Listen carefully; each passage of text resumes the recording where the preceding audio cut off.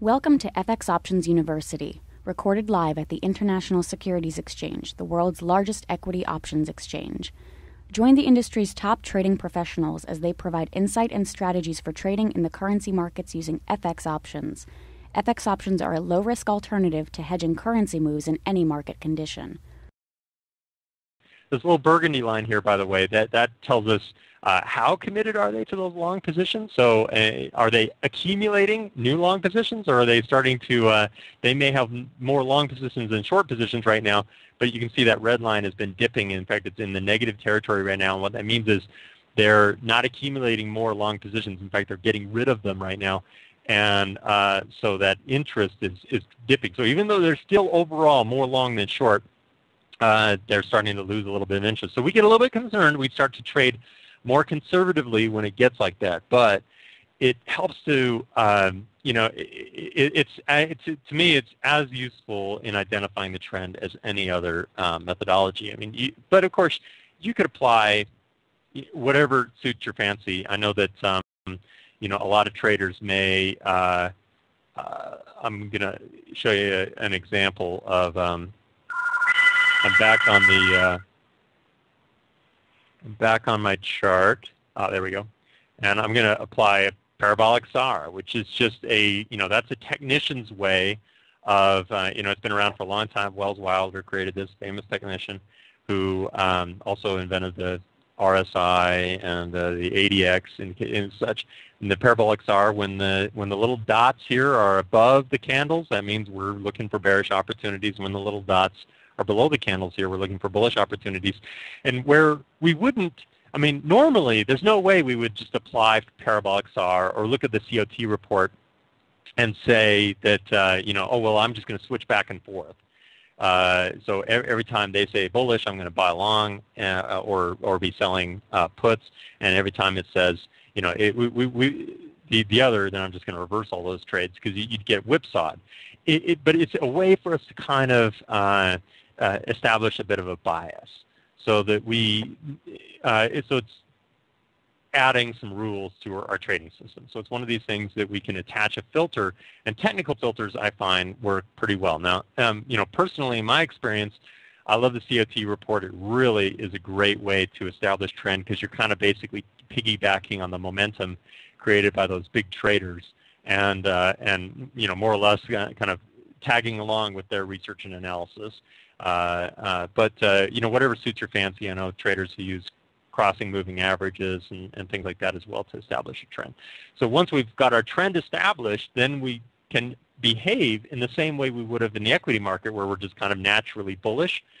Well, once we have something that helps us establish a trend, such as, you know, we saw that we were overall bullish on the Euro USD based on the COT report, and although we were a little cautious, then we can start to we can start to make some estimates as to, well, all right, so how conservative, how far out of the money should, you know, I want to sell puts because I'm bullish, but should I be a little bit further out of the money? Should I be, you know, if I get into a profitable position and I start feeling a little nervous, maybe a bounce off support or bounce off resistance, should I maybe sell that thing and take some profits off the table, but maybe act a little bit more conservatively this month where I can see that there's some weakness in that bullish trend? So it gives me a little bit more basis to be able to make those decisions on, so that I can not only be trying to trade where I think the market won't go, but I can decide how heavily I want to take that position. So do I want to sell really far out of the money and be conservative about when I close the trade, or do I want to be a lot more aggressive and maybe let the trade ride a little bit longer than I would otherwise? Okay, so let me pause here and answer any questions that have come up that I haven't had a chance to answer yet. Just type your questions into either the Q&A. I'm trying to watch both of them.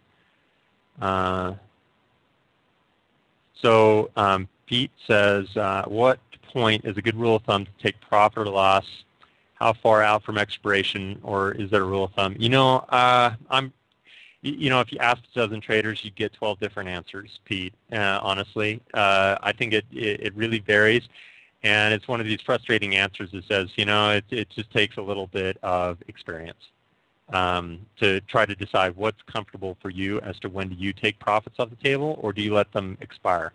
I not by design, but I think more by default as to where I'm comfortable. I probably let a lot of my options expire worthless compared to maybe other traders who are closing them a little bit early. And I think there's reasonable a reasonable perspective for doing either one.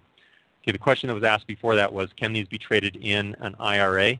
It depends is probably another one I'd defer to your broker. It's some IRAs, depending on who your broker is, how your IRA is set up, it's possible to trade options, but I would not say that it is the norm to be able to write options like this in an IRA, but I would talk to your broker about it and find out what you need to do to make it possible. Okay, so Robert asked, if I sell at 118, just to clarify, I get, okay, so Robert, I want to make sure I understand your question completely. So if you sold, and here what you're talking about is, whoops, I think you're talking about our little example here on the Canadian dollar when you ask about the 118. Let me clarify. When I said that we would be paid 118 per share, if you will, or $118 per contract when we sell that at the 109.50 strike price, that means you're on the hook for if you sold that, you get the $118 minus commissions, and if the market moved up to let's say 110, then that's going to eat away at some of those profits. So it's not a contract value of 100K. In fact, I think the way that these work out is that the options, it's kind of like it's not completely analogous, but they're like trading a 10K contract or a mini contract in the Forex, where each point move in this case represents $1. So it'd be like a 1K contract in the, a 10K contract in the Forex. So you're not on the hook for 100K. You're on the hook for a change in the index. So imagine that you weren't trading an index here, but you were trading a stock that was worth $109.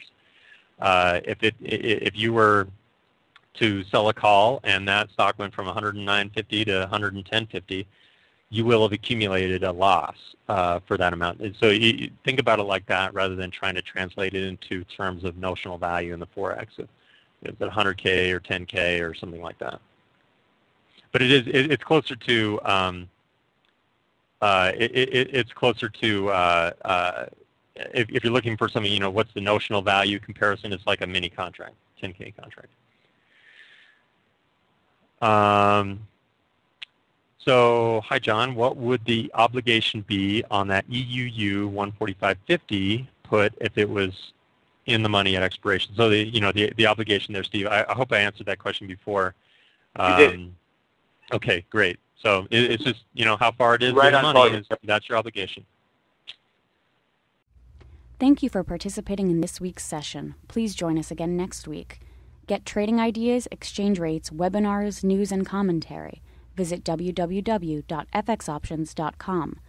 ISE FX options can be easily traded through all options-enabled brokerage accounts. These exchange-listed securities are cash-settled in U.S. dollars and have a European-style exercise.